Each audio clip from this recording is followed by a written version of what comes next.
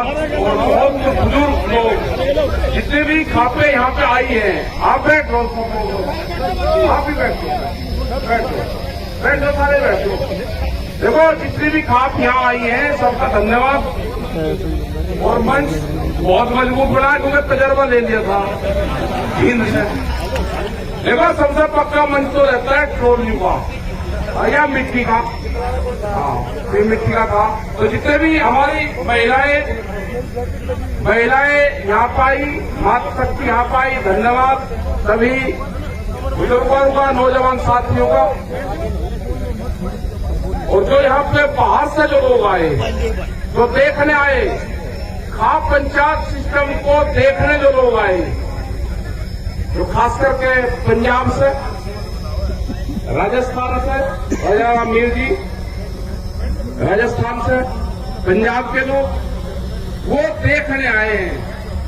और उनको ताकत जब मिली है जब यहाँ की खाप पंचायतों ने इन आंदोलन की बागडोर अपने हाथ में ले ली। अब नहीं हरा सकते इसको, अब जीत निश्चित होगी, पक्की होगी और नए नारों के साथ तुम होगी। ये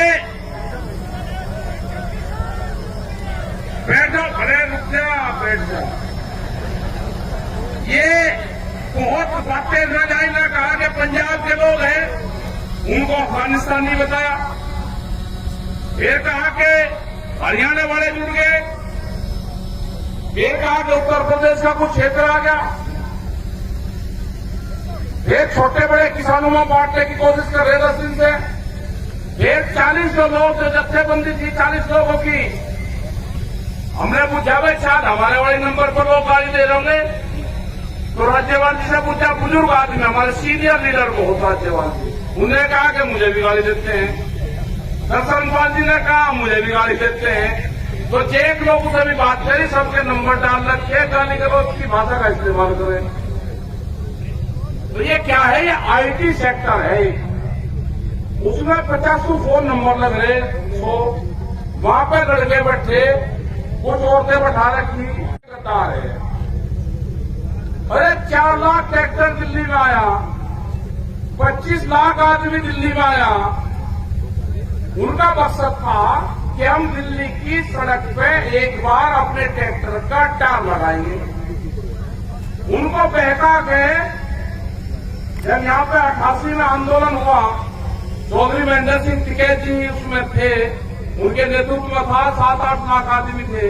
पार्लियामेंट की दूरी 1 किलोमीटर थी, क्या पार्लियामेंट में कोई किसान गया?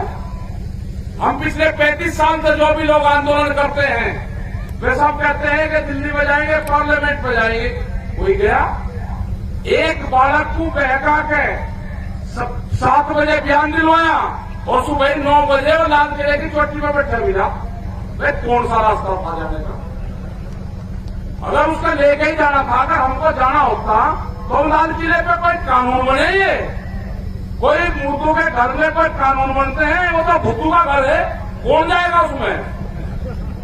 अरे अगर जाना होता किसान को तो पार्लियामेंट पे जाते हैं। आप प्रोग्राम थे क्या अगर किसान की होती है पार्लियामेंट पे जाएंगे? जब हमको जाना ही नहीं था कहीं, 6 दिन तक आपसे 10 दिन तक हमारे लोग बात करते रहे, कमेटी के लोग बात करते रहे, हमने कहा भाई हमको जाने दो आप वहां पे। उन्हें कहा जी परेड हो रही नहीं, आप जा सकते। अरे ऐतिहासिक चीज होगी, उधर से मिलिट्री वाले आएंगे, इधर से हमारे आप कुछ लोग चले जाएंगे और बाहर रह जाएंगे रिंग रोड पे। एक जय जवान जय किसान का नारा सार्थक हो जाएगा, उसको आप बढ़िया तरीके से आप करवाओ। उसको नहीं करा, हमने कहा, हमारी कमेटी ने कहा कि हमको रिंग रोड दे दो, वो रिंग रोड भी नहीं दी।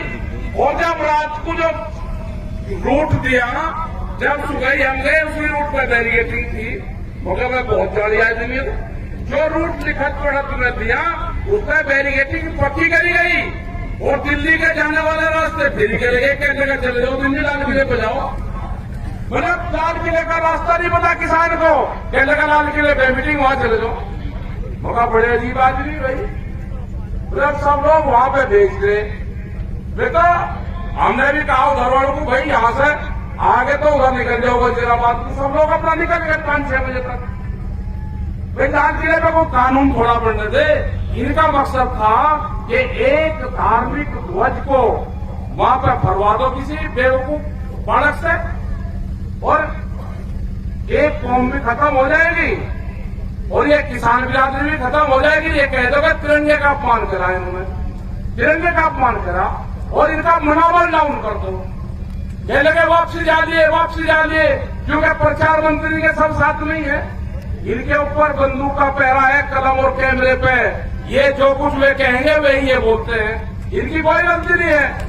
इन पर ध्यान कर लो। ये अगर खिलाफ बात करे तो ये समझ लेना ये प्रेशर में बात कर रहे हैं, उसको सही समझना, उल्टा समझना। उसके जो ये कह रहे प्रेस वाले उसका उल्टा समझना। अगर सही बात कह रहे तो ठीक है, अगर ये गलत कह रहे तो उसका उल्टा समझना। बड़े अजीब आदमी है ये। हमने कहा भाई 3 बिल किसानों के लिए आप बनाए, किसानों को मंजूर नहीं, वापसी ले लो। बिल वापसी कैसे लेके जाएगा जब बिल बनने से पहले गोदाम पहले बन गए, बिल बाद में बनेंगे।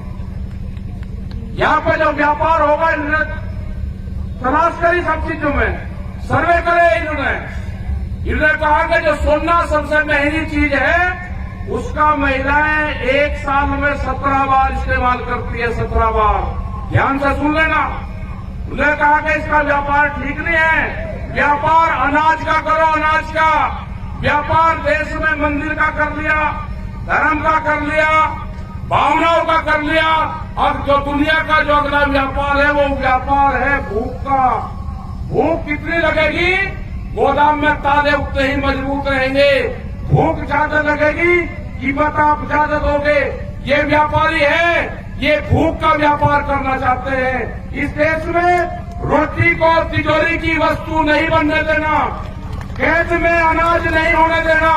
ये आंदोलन उनका भी है जो गरीब आदमी है, जो जिसको 5-5 किलो अनाज मिलता था उनको पैसे देंगे। हम कहने लगे कि जैसे गैस के सिलेंडर तो सब्सिडी छोटी, हम ये कह रहे कि ये भी पीडीएस सिस्टम खत्म करो, हम इनको पैसे देंगे खाते में। खाते में पैसे देने का क्या मतलब है? एमएसपी खत्म होगी, खाते में पैसे देने का मतलब है पीडीएस सिस्टम खत्म होगा, आपकी कोई कीमत नहीं होगी। आपको भूखे भेड़ियों के सामने किसानों को छोड़ा जाएगा, उनसे सस्ते में अनाज खरीदा जाएगा। गोदाम इस तरह के बनेंगे जैसे दिल्ली के चारों तरफ बैरिकेडिंग करी गई है, किले काटी गई है। उससे बंदर भी रोटी नहीं जा सकता, उसके अंदर से बंदर भी नहीं जा सकता। आदमी की भूखे आदमी की तो क्या मजाल है? ये होगा अनाज को कैद करने की साजिश है। ये अनाज को कैद नहीं होने देना, रोटी को तिजोरी की वस्तु नहीं बनने देना। भूखे सौदागर को देश से जाना होगा। ये आखिरी बादशाह साबित होगा, इनका लुटेरू का आखिरी बादशाह साबित होगा। इसको भगाना पड़ेगा। ये लुटेरू का आखिरी बादशाह है, नहीं किसको जमने देंगे। जो व्यापारी है, अनाज की कीमतें भूखे आधार पर तय हो नहीं होगी। बहुत से कानून बने हुए हैं, उस पर लागू नहीं लागू है। बिजली, अरे किसान को तो सपोर्ट करना चाहिए सरकार को, सपोर्ट नहीं कोई सरकार की है। बिजली अलग अलग प्रदेशों में अलग अलग बिजली के रेट। किसान तो एक ही चीज पैदा करता है ना, फल सब्जी सारी चीज पैदा करता है, बिजली उसकी अलग है। हमारी जो डिमांड है 3 बिल है, उन बिलों को वापसी लो। एमएसपी पे गारंटी कानून बनाओ। जो बिजली अमेंडमेंट बिल है, जो 2 चीजों को न मान लिए, इस तरह के बहुत से बिल हैं, उन पर कमेटियां बाद में बैठ के सब चीजों पे बातचीत करेगी। मुकदमे हैं, 10,000 मुकदमे लिख दिए, क्या करोगे भाई? 10 साल पुराना ट्रैक्टर नहीं चल सकता, मुकदमे लिखे जा रहे उसमें कि 10 साल पुराना ट्रैक्टर चलेगा, चल रहा है। 10 साल पुरानी गाड़ियां भी चल रही, पुलिस की गाड़ियां भी 10 साल पुरानी चल रही। और ये भी अनाउंस कर दिया कि जिस भी थाना क्षेत्र से अगर मुकदमा की रिपोर्ट जाएगी, वो जो दस्तावेज है उसका जाएगा, उस थाना क्षेत्र की गाड़ी के कागज उसको दिखाने पड़ेंगे। एक भी पुलिस वालों के पास में इंश्योरेंस का कागज नहीं है। ध्यान से सुन लेना, किसी सरकारी गाड़ी के पास में इंश्योरेंस का कागज नहीं है। हम सब चीज जानते हैं। हमारे वालों के आप चालान काटोगे, अरे आपको आप कागज नहीं रखोगे, एक भी सरकारी गाड़ी के पास में इंश्योरेंस नहीं है। कानून अगर मानते हो तो फिर कानून आपको दिखाना भी पड़ेगा कि हम भी मान रहे हैं। पुलिस का कोई इंश्योरेंस नहीं है। 20-20 साल पुरानी पुलिस के अधिकारी भी गाड़ी चला रहे हैं, नहीं चलेगी। तो ये जो सारी चीजें हैं, आपकी जो पंचायतें हो रही है, ये चाह रहे की बड़ी बड़ी पंचायत कर रहे, अरे करेंगे। ये किसान की आजादी की लड़ाई है, ये शुरुआत हुई है। इनके नारे भी होंगे, हल चलाने वाला हाथ नहीं जोड़ेगा, हल चलाने वाला हाथ नहीं जोड़ेगा।